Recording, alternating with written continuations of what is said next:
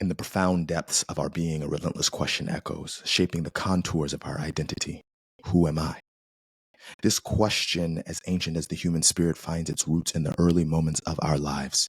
Do you recall the first instance when you were admonished for straying from the path others envisioned for you?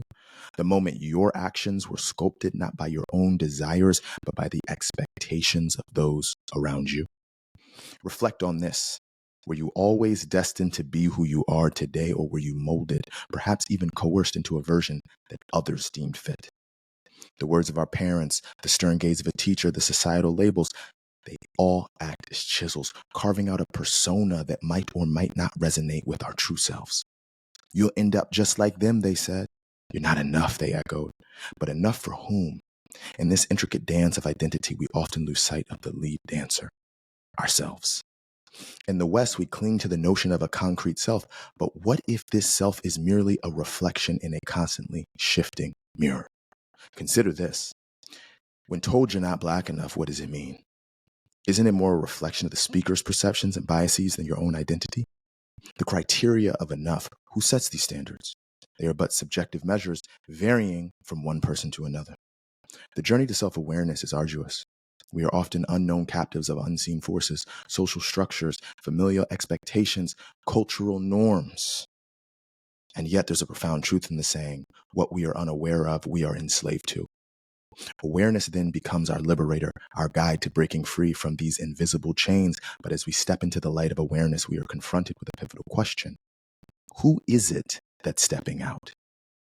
Is it the self that was sculpted by external forces, or is it a self that's intrinsically ours?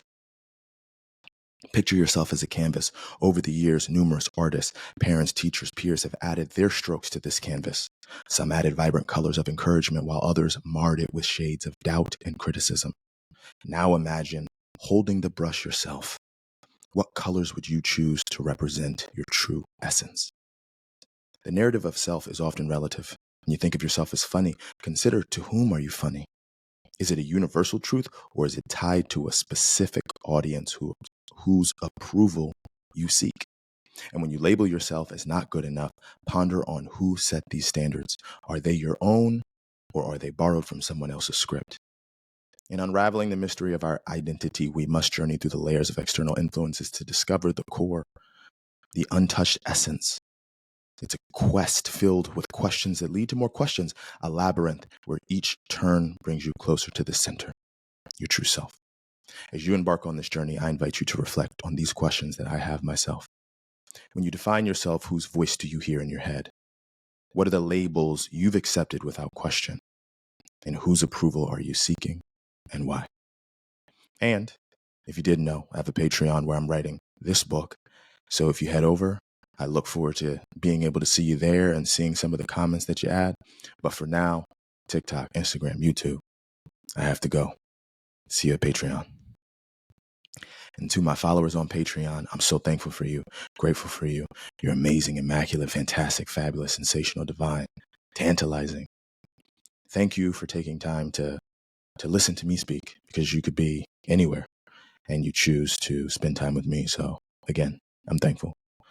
This chapter means a lot to me because, for a long time, there were a lot of labels that I took to heart. And I didn't really know what those labels meant. And that's where I keep making this point around awareness. What you are unaware of, you are a slave to. And oftentimes we say words like love or happiness or anger or fun or just whatever. And we don't always think about what that means to us. We don't really think about what that means to our heart. We just kind of say it because someone else said it, and maybe it's someone else's words. And I started envisioning this idea of someone else's voice. Who taught me these words? Who did I learn this process from? Who did I accept their idea of myself as? And when I said those things, I asked myself, do I like painting with these colors? Do I like the way I feel when I say this? Did the person who was talking in these words, is that someone I want to be? You'll notice that there's a lot of crossover in each of these chapters I write because the truth is always trying to be pointed to. Words at the end of the day are just a reflection of that. It's easy for us to get lost.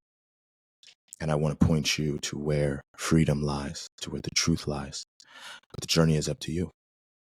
I am whatever you think I am. As much as I wish that I could help you in your journey, you're only seeing yourself in me as much as I am seeing myself in you. So know from the bottom of my heart, I love you. And I think you're amazing and immaculate and divine and sensational, phenomenal, tantalizing, and perfect. And as you ask yourself these questions, don't be afraid to comment. Don't be afraid to reach out and let me know what you think. I love you. Peace.